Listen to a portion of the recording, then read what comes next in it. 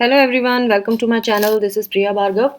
Today I am going to explain you models of happiness. This is part 2 of unit 7, block 2 MPCE 046, that is MAPC second year students who have opted for applied positive psychology. ये उनके syllabus का section है और आज हम models of happiness के ऊपर बात करने वाले हैं. सो फर्स्ट जो मॉडल है वो Carol Ryff's 6 factor model of psychological wellbeing है, जिसमें इन्होंने बताया कि हैप्पीनेस या साइकोलॉजिकल वेलबींग जो है उसके लिए कौन से वो 6 फैक्टर्स हैं जो इम्पॉर्टेंट होते हैं. तो इन्होंने 6 फैक्टर्स यहाँ पे मेंशन किए हैं लास्ट 3 लाइन्स में. इन्होंने कहा है कि जो 6 फैक्टर्स हैं वो है self acceptance, personal growth, positive relations with others, environmental mastery, autonomy and purpose in life. ये जो 6 फैक्टर्स है इसकी वजह से हमारी हैप्पीनेस जो है वो इम्प्रूव होती है, हमारी लाइफ में हैप्पीनेस में कंट्रीब्यूशन होता है अगर हम इन 6 फैक्टर्स पे वर्क करते हैं. सेल्फ एक्सेप्टेंस यानी आप अपने आप को एक्सेप्ट करें जैसे आप हैं. पर्सनल ग्रोथ, अपने आप को हमेशा ग्रो करते रहें, अपनी नॉलेज बढ़ाते रहें, हर एस्पेक्ट में अपने आप को ग्रो करें. पॉजिटिव रिलेशंस विद अदर्स, दूसरों के साथ बहुत अच्छे रिलेशंस रखें, चाहे वो फैमिली मेम्बर्स हैं चाहे बाहर के लोग हैं. एनवायरमेंटल मास्टरी, आप अपने एनवायरनमेंट में सारी चीज़ों को अच्छे से समझें कि वो क्या है, क्यों है, कैसे हैं, एंड उसके अकॉर्डिंगली बिहेव करें. Autonomy and purpose in life, यानी कि अपनी चीज़ों को खुद कंट्रोल, मतलब कोई और आपकी लाइफ को कंट्रोल ना करे, आप खुद अपनी लाइफ को अपने हाथ में ले, कंट्रोल करें. आपको पता हो और जो भी आप करें उसकी जिम्मेदारी भी उठाएं, वो ऑटोनॉमी होता है. आपको आपकी लाइफ को हैंडल करना आना चाहिए, आपको आपकी लाइफ का पर्पस पता होना चाहिए. तो ये 6 पॉइंट्स इन्होंने बताया. अगर ये चीज़ें हैं तो इंसान का साइकोलॉजिकल वेलबींग होता है. इससे पहले भी इन्होंने कैरल रिफ जो है, इन्होंने और भी बात बोली थी. इन्होंने सब्जेक्टिव वेलबींग के बारे में बोला था कि सब्जेक्टिव वेलबींग सिर्फ हमारे पॉजिटिव इमोशंस और लाइफ सेटिस्फैक्शन पे ही फोकस्ड होता है, जबकि पॉजिटिव फंक्शनिंग पे कुछ हाईलाइट नहीं किया गया है जब हम सब्जेक्टिव वेलबींग के बारे में बात करते हैं. ये हीडोनिक था ना, जिसमें हमने प्रीवियस वीडियो में हिडोनिक एंड यूडोनॉमिक के बारे में पढ़ा था. तो हिडोनिक पर्सपेक्टिव यही था कि प्लेजर वाला, कि हमेशा प्लीसेंट लाइफ होनी चाहिए ये सब. तो सब्जेक्टिव वेलबींग में प्लीसेंट एंड गुड लाइफ के बारे में जिक्र किया गया था. तो सब्जेक्टिव वेलबींग जो है इसमें इंसान के पॉजिटिव इमोशन और लाइफ सेटिस्फैक्शन के बारे में तो बात की जाती है, लेकिन पॉजिटिव फंक्शनिंग के ऊपर बात नहीं की जाती है. सो इन्होंने यही बोला कि कैरल ने कि इसके ऊपर बात नहीं की जाती है. एंड वेलबींग और जो हैप्पीनेस है उसमें ह्यूमन स्ट्रेंथ, ग्रोथ और गोल की तरफ मूव करना भी शामिल होना चाहिए, ऐसी बात इन्होंने की थी.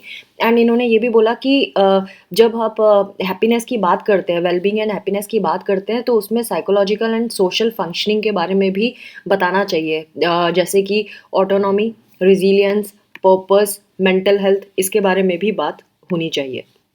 सो ये तो था कैरोल रिफ के 6 फैक्टर मॉडल. तो सबसे पहले जब भी एग्जाम में आए तो आपको 6 फैक्टर मॉडल के बारे में 6 फैक्टर्स क्या है वो मेंशन करना है. जैसे मैंने एक्सप्लेन किया, मैंने नीचे वाला सेक्शन पहले एक्सप्लेन किया, ऊपर का बाद में किया, सो दैट आपको लिंक मिल जाए कि 6 फैक्टर्स क्या है.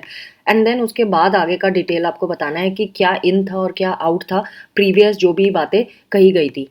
Now next is Corey Keyes. I am not sure I am pronouncing it well और नॉट, बट देन आप गूगल कर सकते हैं इनका pronunciation. So Corey Keyes dual continuum model of mental health. इन्होंने भी एक डुअल मॉडल ऑफ कॉन्टिनम के बारे में बात की थी. तो केस के अकॉर्डिंग इन्होंने दो जो चीज़ें ली थी, उसके वेरियस कंपोनेंट क्या क्या थे वो हम पहले बताते हैं. सो इन्होंने बोला था कि कंप्लीट मेंटल हेल्थ जो है उसमें emotional wellbeing, psychological wellbeing and social wellbeing, ये 3 चीज़ें इंक्लूड होनी चाहिए. और हर एक में उसके अलग अलग कंपोनेंट्स भी हैं जो मैं अभी आपको बताऊंगी. तो ये components of 3 types of wellbeing by Keyes, ये बताया हुआ है. बट वो 2 जो कॉन्टिनम की इन्होंने बात की अपने मॉडल में वो मैं आपको आगे समझाऊंगी. लेकिन पहले आपको ये समझना है कि इनके हिसाब से जो मेंटल हेल्थ है उसमें 3 कंपोनेंट्स कौन कौन से आने चाहिए. Emotional wellbeing, psychological wellbeing and social wellbeing. Emotional wellbeing में क्या है, प्रेजेंस ऑफ पॉजिटिव अफेक्ट, यानी कि आपके ज़्यादा पॉजिटिव एक्शंस हो, पॉजिटिव थॉट्स हो, पॉजिटिव एक्शंस हो, पॉजिटिव बिहेवियर हो। एब्सेंस ऑफ नेगेटिव अफेक्ट मतलब कि नेगेटिव नहीं होना चाहिए कुछ भी।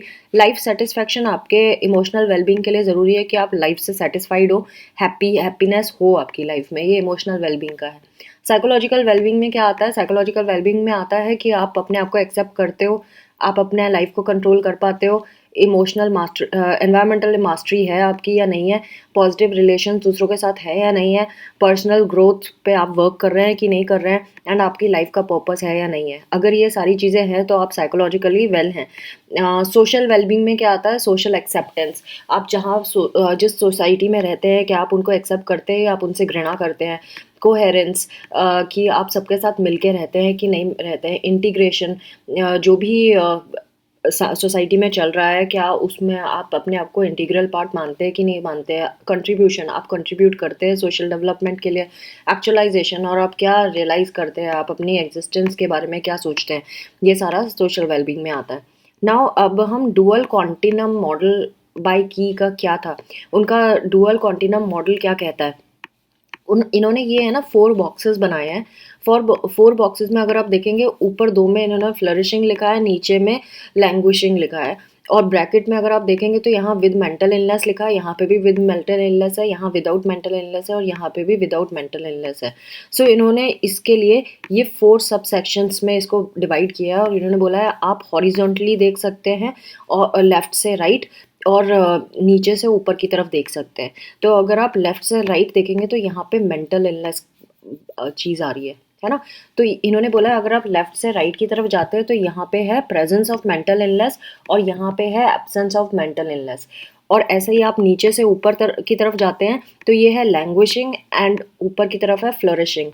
तो लैंग्विशिंग का मतलब होता है तड़पना, परेशान होना, एंड फ्लरिशिंग का मतलब होता है ग्रो होना, प्रोग्रेस करना। सो इनके कहने का मतलब था कि 4 डायमेंशन में हम अपनी मेंटल हेल्थ को डिवाइड कर सकते हैं।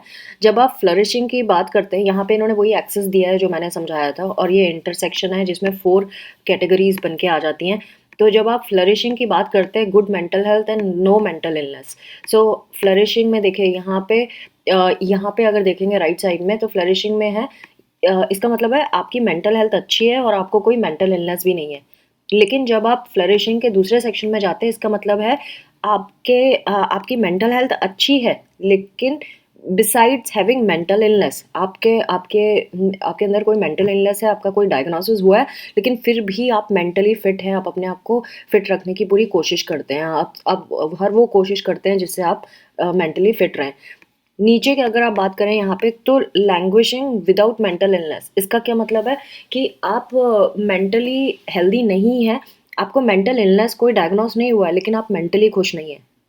एंड लैंग्वेजिंग विद मेंटल इलनेस का मतलब है आपका डायग्नोसिस है मेंटल इलनेस का, लेकिन आप खुश भी नहीं है, दोनों चीज़ें हैं। तो ये सबसे वर्स्ट स्टेट होता है जहाँ पे मेंटल इलनेस डायग्नोसिस भी है एंड आप मेंटली हेल्दी भी नहीं है। यहाँ पे लैंग्वेजिंग में मेंटली हेल्दी नहीं है लेकिन मेंटल इलनेस भी नहीं है, ये दूसरी नंबर की मतलब टुवर्ड्स पॉजिटिव साइड है, बट लेकिन बहुत नेगेटिव से थोड़ा सा पॉजिटिव है। तो इस तरह से इन्होंने यहाँ पे डिवाइड किया हुआ है सारी सब सेक्शंस को, और यहाँ पे इन्होंने एक्सप्लेन भी किया हुआ है। अगर आपको मेरी बात नहीं समझ आ रही है तो आप बुक से पढ़ सकते हैं। नाउ इन्होंने आगे भी दिया है कि हम कैसे इसका, और एक्सप्लेनेशन में इन्होंने बताया कि मेंटल हेल्थ अगर प्रेजेंट है, और इंडिविजुअल की जो इंडिविजुअल वेलबींग जो है, मेंटल हेल्थ एंड वेलबींग जो है वो है, बट वो इसका मतलब ये नहीं है कि उसको कोई मेंटल इलनेस नहीं है, और उसमें वो है। सो मतलब कि इसी को ही समझाया हुआ है, मैं इसको दोबारा क्या रिपीट करूं। बाकी चीज़ें भी इन्होंने यही बताई है जो मैंने ऊपर ऑलरेडी बता चुकी हूँ, तो मैं I would prefer to proceed, क्योंकि इसी को मैं दोबारा रिपीट करूँगी तो टाइम वीडियो बहुत बड़ा हो जाएगा। नाउ आगे PERMA model of Seligman. Seligman के बारे में बहुत बात हो चुकी है, बहुत सारी चीज़ें हम पहले भी पढ़ चुके हैं, एंड सेलिगमन ने बहुत सारी समझाने के बाद अब एक और मॉडल लेके आए जिसको परमा कहते हैं, परमा मॉडल ऑफ हैप्पीनेस। सो आपने देखा था कि इन्होंने ह्यूडोनिक एंड ईडेमोनिक जो है यूडेमोनिक इसका प्रोनाउंसिएशन बड़ा मुश्किल हो जाता है कभी कभी, हीडोनिक एंड यूडेमोनिक एस्पेक्ट ऑफ हैप्पीनेस के बारे में इन्होंने बात की थी। और अब इनका जो परमा मॉडल है हैप्पीनेस का, उसके बारे में इन्होंने बात की है। लेकिन परमा जो है ये एक्रोनिम है, और एक्रोनिम मतलब इसका इन सारे लेटर्स का कुछ ना कुछ एक्सटेंशन है। सो पी का एक्सटेंशन है पॉजिटिव इमोशन, ई का है एंगेजमेंट, पी से है पॉजिटिव रिलेशनशिप, एम से है मीनिंग, एंड ए से है अकम्पलिशमेंट। सो 5 मेजर कंपोनेंट्स कौन कौन से हैं उसको उन्होंने डिटेल में दिया है। ये मेजर कंपोनेंट हमारे वेलबींग में कंट्रीब्यूशन करते हैं। तो पहला है पॉजिटिव इमोशन। पॉजिटिव इमोशन, जैसे कि आप पहले भी पॉजिटिव इमोशन के बारे में बहुत कुछ पढ़ चुके हैं। सो जब हम वो एक्टिविटीज़ जो और कुछ वो एक्टिविटीज़ और जो एक्सपीरियंसेस जो होते हैं जिसकी वजह से हमारे अंदर पॉजिटिव इमोशंस आ जाते हैं। पॉजिटिव इमोशन कैसा? जॉय का, happiness, pride, contentment, love, compassion, gratitude, ये वाले सारे पॉजिटिव इमोशन के कैटेगरी में आते हैं।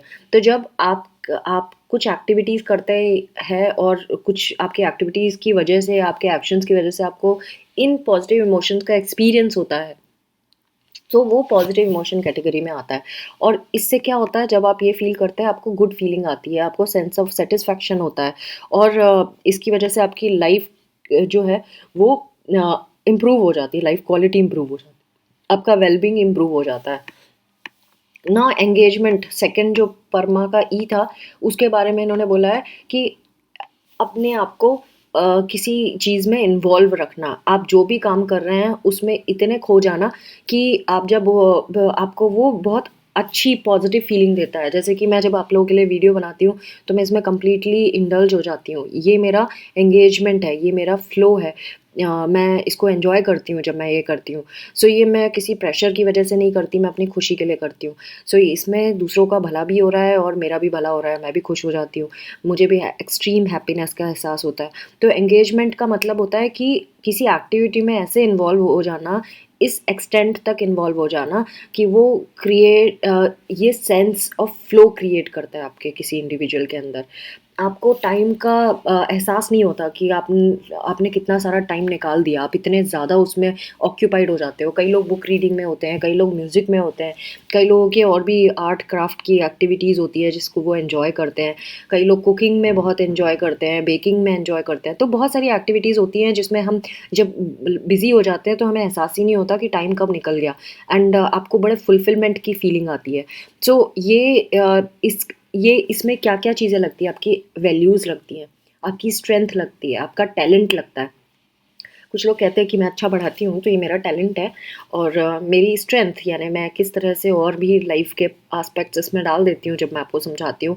एंड वैल्यूज़, आप मेरी बहुत सारे कल्चर और मेरे बैकग्राउंड के बारे में पता लगा लेते हैं जब आप मेरी बातें सुनते हैं, आपको मेरी एक पर्सनैलिटी का एहसास हो जाता है। तो ये सारी चीज़ें हम जब करते हैं तो हमारी ये सारी चीज़ें लग जाती हैं जब आप किसी चीज़ को एन्जॉय करके करते हैं। तो ये एंगेजमेंट की फीलिंग आती है। इसमें इन्होंने एक एग्जाम्पल भी दिया है, जैसे कई लोगों को पजल्स खेलने में बड़ा मज़ा आता है। सुडोकू भी बड़ा पॉपुलर चीज़ है, लोग करते हैं, इसको खेलते हैं। तो इसमें आपकी स्ट्रेंथ लग रही है, आपकी स्किल लग रही है, एंड लेकिन जब भी आप ये एक्टिविटी करते हैं तो it should not be too hard और टू ईजी। तो दोनों में ही आप एंजॉय नहीं करेंगे, it should be in the middle. Now third जो है परमा का, वो है रिलेशनशिप। ठीक है, ये एक्चुअली यहाँ पे आर से है तो आपको ध्यान रखना रिलेशनशिप है। यहाँ पे इन्होंने जब फुल फॉर्म दिया था ना तो इन्होंने थोड़ा सा पॉजिटिव इमोशन और यहाँ पे पॉजिटिव रिलेशनशिप कर दी, उससे कन्फ्यूजन क्रिएट हो सकता है। तो जब आर का नाम आता है तो ये रिलेशनशिप की बात कर रहे हैं, ये थोड़ा ध्यान रखना। सो रिलेशनशिप की अगर हम बात करें तो रिलेशनशिप कैसा relationship? Obviously positive relationship, positive emotion.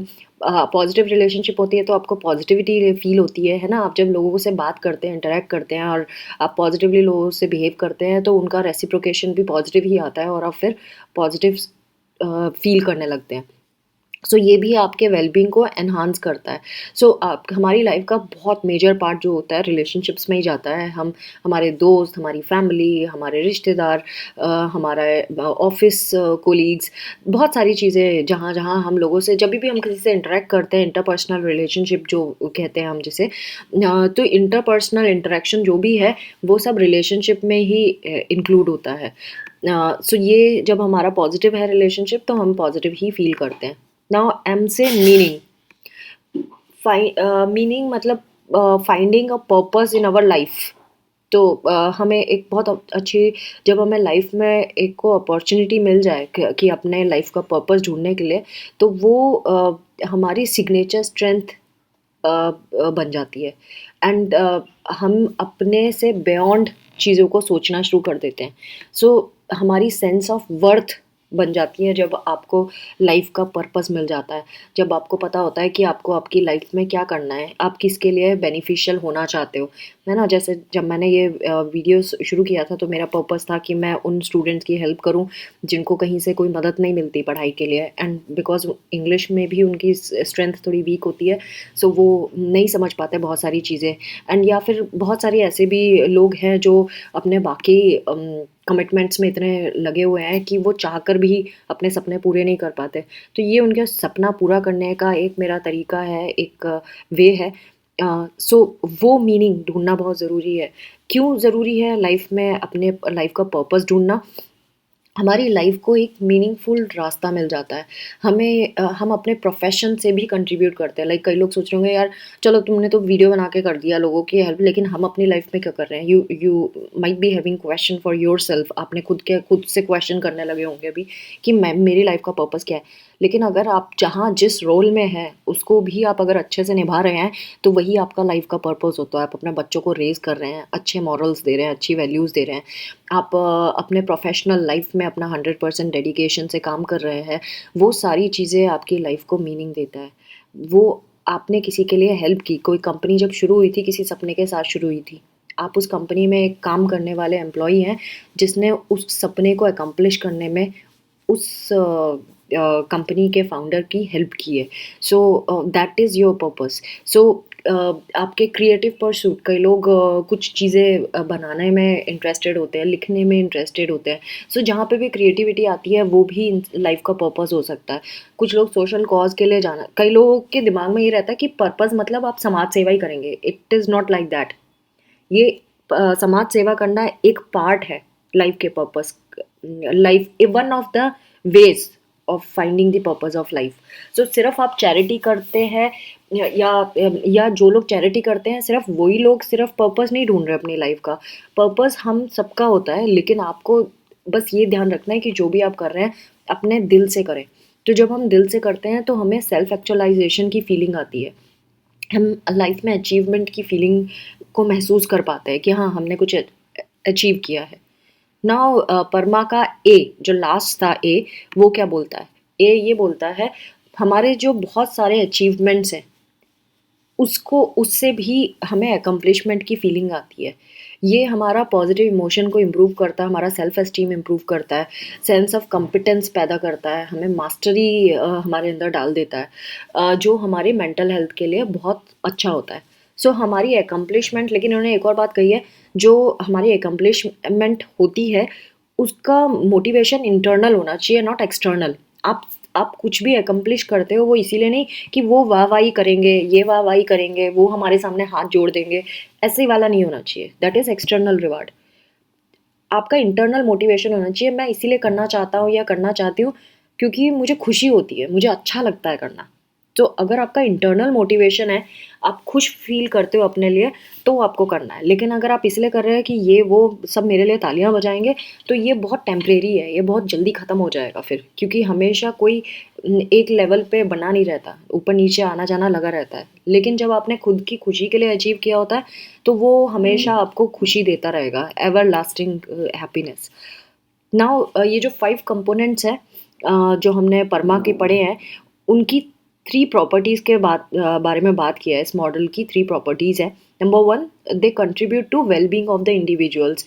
जब भी हम ये 5 चीज़ें करते हैं, जो भी ये 5 कंपोनेंट्स बताए थे, तो इन पाँचों को करने से इंडिविजुअल का वेल बीइंग होता है, ये वेल बीइंग में कंट्रीब्यूशन करते हैं। Number 2, many people pursue them for its own सेक। सब लोग जो भी ये चीज़ें करते हैं वो अपनी खुद की खुशी के लिए करते हैं, खुद खुद के लिए करते हैं। And then third is they are defined and measured independently of each other. और इन सबको है ना अलग अलग ही आपको देखना चाहिए, यानी कि एक ही में आपने सारा चीज़ ढूंढ लिया। ये सारे जो 5 कंपोनेंट है इसको इंडिपेंडेंटली आपको देखना है। और अलग से ही मेजर करना है कि आपका अकम्पलिशमेंट का लेवल क्या है, अपना आपकी लाइफ का मीनिंग क्या है, like that. Now, next theory is self-determination theory of Ryan and Desai. I don't know इसको डेसी करें शायद, डेसी, क्योंकि जैसे हम मैथमेटिक्स में जब करते तो डेसीमीटर इस तरह से बोलते, तो this is Deci I guess. और ये रायन ही होना चाहिए. तो रायन एंड डेसी जो है 2001 में इन्होंने सेल्फ डिटर्मिनेशन थ्योरी बताई थी. और यहाँ पे इन्होंने ये एक चार्ट भी बताया सेल्फ डिटर्मिनेशन थ्योरी का. इसमें इन्होंने ये कॉम्पिटेंस, ऑटोनॉमी, रिलेटेडनेस, इन तीनों को कंबाइन करके सेल्फ डिटर्मिनेशन बनता है. सो आप सेल्फ डिटर्मिन्ड तभी हो पाते हो जब आपके अंदर ये तीनों चीज़ें होती हैं. सो इन्होंने यहाँ पे इस थ्योरी में अलग अलग चीज़ को, इन तीनों, ये जो तीनों चीज़ें हैं इनको अलग से समझाया भी है. सो अगर मैं इसका बात करें तो सेल्फ डिटर्मिनेशन थ्योरी जो है वो general theory of human motivation मानी जाती है. और ये कहती है कि जो ह्यूमन मोटिवेशन है एंड उसके जो वेलबींग की जर्नी है वो 3 बेसिक साइकोलॉजिकल नीड से पूरी होती है. मतलब अगर आपको अच्छा फील, मोटिवेटेड फील करना है, हैप्पी फील करना है, वेलबींग आपकी होनी चाहिए, तो ये 3 कंपोनेंट्स के बारे में इन्होंने बात की है. बेसिक साइकोलॉजिकल नीड्स बहुत ज़रूरी हैं उसके लिए. ऑटोनॉमी, ऑटोनॉमी का क्या मतलब है? जब इंसान फ्री होता है अपनी विल से कुछ करने के लिए, चूज़ करने के लिए, क्या वो उसकी वैल्यूज़ क्या है, उसके बिलीव्स क्या है, वो उसके अंदर टैलेंट क्या है. तो जब इंसान खुद से फ्री विल से अपनी वैल्यूज़, बिलीव्स को डिसाइड करता है और अपने टैलेंट को पे वर्क करने लगता है, तो वो ऑटोनॉमी के अंदर आता है. सेकंड जो साइकोलॉजिकल नीड है किसी को भी हेल्दी मोटिवेटेड फील करने के लिए, वो है कॉम्पिटेंस. यानी कि उनको कॉन्फिडेंट होना चाहिए और जो भी वो लोग अपना डिज़ायर गोल को अचीव करना चाहते हैं, या आउटकम उनको अपनी लाइफ से चाहिए, या किसी चीज़ से आउटकम चाहिए है, उसके लिए उनको कॉन्फिडेंट फील करना बहुत ज़रूरी है. उनको ये सेंस होना चाहिए कि मुझे आता है ये चीज़. ये नहीं कि शक में रहें कि मुझे आता है कि नहीं आता है, मुझे ये ठीक से नहीं आता क्या. मतलब सेल्फ डाउट की कंडीशन नहीं होनी चाहिए. कॉम्पिटेंस मतलब completely in you know that you know it, है ना. सेल्फ कॉन्फिडेंस बहुत बड़ी चीज़ होती है. तो वो आप उस चीज़ के, आपको पता है अपने डिज़ायर्ड गोल और आउटकम को अचीव करने के लिए आप मास्टर हो उस चीज़ में, आप कॉन्फिडेंट फील कर रहे हो, वो चीज़. एंड देन थर्ड जो साइकोलॉजिकल नीड है वो है रिलेटेडनेस. अगर हमारे रिलेशनशिप्स में आप पॉजिटिव फील करते हो, आप कनेक्टेड फील करते हो दूसरों के साथ, और आपको sense of love and support मिलता है दूसरों से, एंड वो तो आपकी वेलबींग एनहांस हो जाती है. सो इस वजह से जब आपको ये तीनों साइकोलॉजिकल नीड्स पूरी हो जाती हैं, आप फ्रीली चूज़ कर सकते हो, आप फ्रीली फुल्ली प्रिपेयर्ड हो, आपके रिलेशनशिप्स अच्छे हैं, तो आपका सेल्फ डिटर्मिनेशन स्ट्रांग हो जाता है. आप ज़्यादा मोटिवेटेड फील करते हो और अपने गोल की तरह को परस्यू कर सकते हो, अपने गोल को चेंज भी कर सकते हो. सो इन्होंने अब सेल्फ डिटर्मिनेशन के बारे में भी बात की है. ये लास्ट थ्योरी थी. सो सेल्फ डिटर्मिनेशन थ्योरी जो है इसके बहुत सारे एस्पेक्ट्स भी हैं हमारी लाइफ में. जैसे कि इन्होंने कुछ एग्जांपल दिए हैं. जैसे जब आप बच्चे को पाल रहे होते हैं, बच्चे चाइल्ड रियरिंग प्रैक्टिस जब हो रही होती है, तो बच्चे को फ्रीडम देनी चाहिए कि वो अपने डिसीजंस खुद ले सके, अपने इच्छा से चूज़ कर सके, अपनी स्ट्रेंथ्स के बारे में उसको पता हो, एंड अपनी स्ट्रेंथ्स को यूटिलाइज करके अचीव कर सके.